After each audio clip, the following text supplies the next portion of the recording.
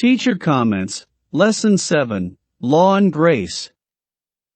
Key text, Galatians 2:21 I do not set aside the grace of God, for if righteousness comes through the law, then Christ died in vain. Part 1, Overview. The keeper of the law has often been accused of being a legalist without soul, or without intelligence, a disciple of a backward religion.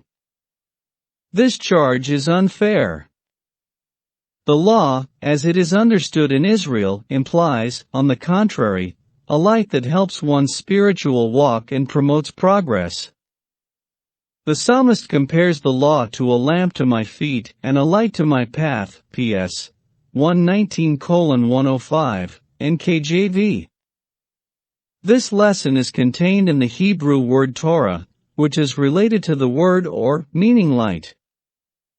When one is walking on a path by night, the lamp at one's feet will not only shed light on the way, but it also will drive serpents away. The image of the poet thereby translated the double function of the law, to enlighten, to teach, and therefore to help one to walk forward, and to protect from danger, and to ensure the safety of the one on the walk. The prophet Isaiah brings up the same association when he says that if people are without the law, there is no light in them, Isaiah 8:20.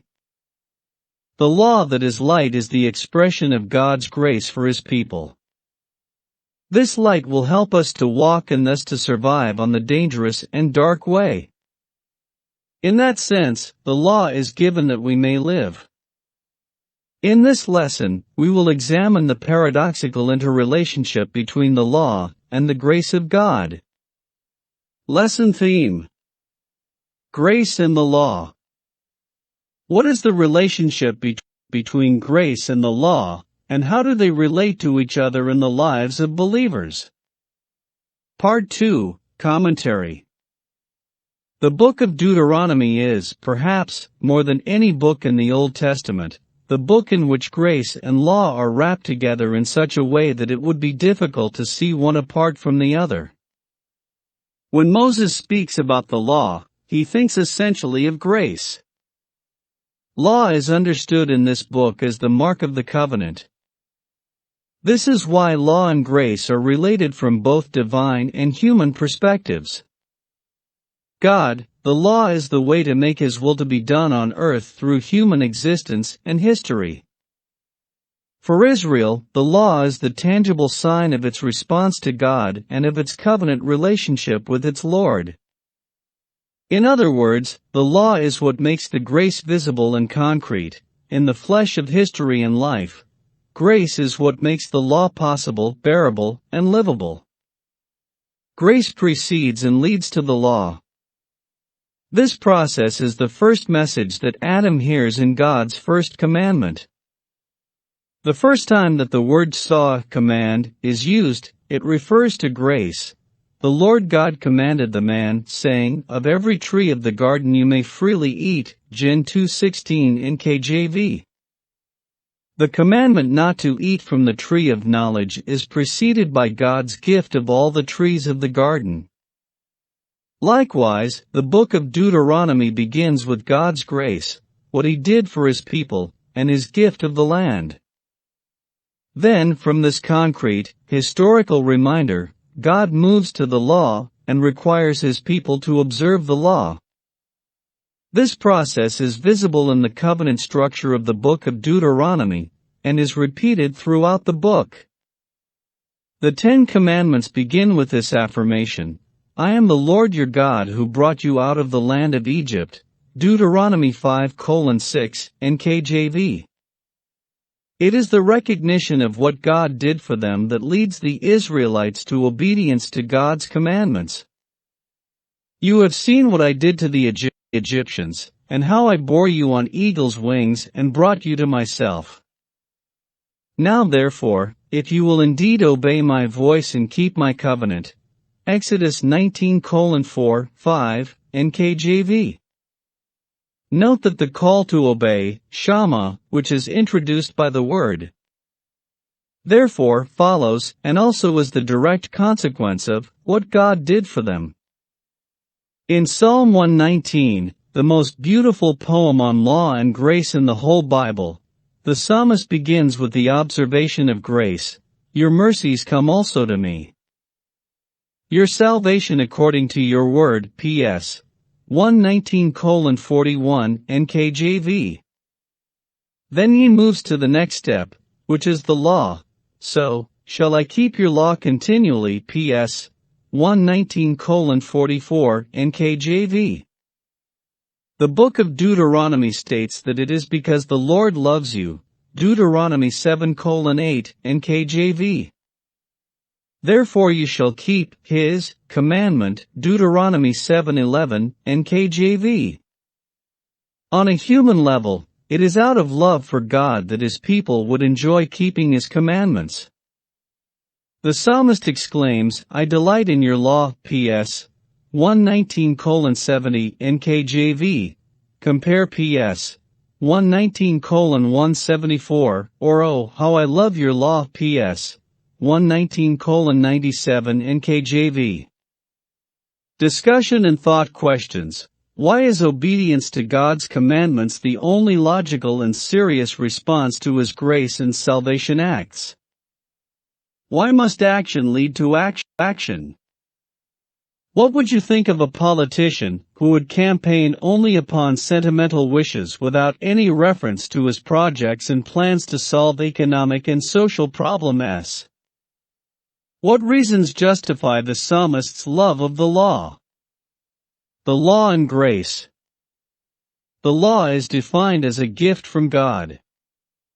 The verb naten, give, is used by God to refer to the law, all this law, which I set, naten, before you this day, Deuteronomy 4:8. The 10 Commandments have been given by God, Exodus 24:12. The psalmist will literally identify the law as grace. Grant me your law graciously, PS 119:29 NKJV.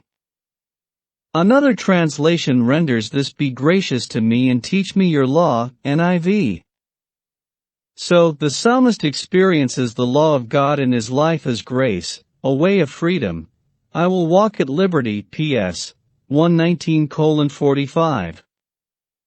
In the New Testament, Jesus echoes this view when he teaches his disciples that it is in his words of truth that they will find freedom, John 8:32.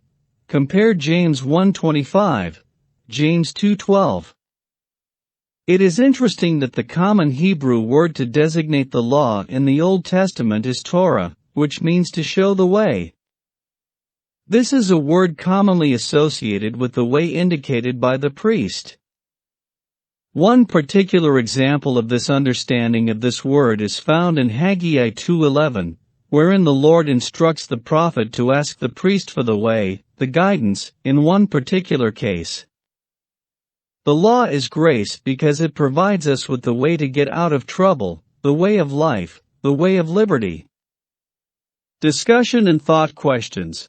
How does the identification of law with grace affect salvation?